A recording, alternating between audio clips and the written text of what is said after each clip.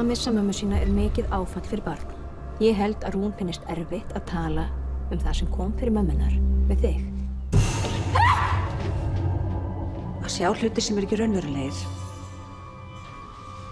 Það ekki þess vegna sem mamma hennar á spítala? Æi, færðu martraðir mömmu þína? Hvað kom fyrir mömmunar? Hún dó. Nei, drapst þig, það ekki? Sæði ekki!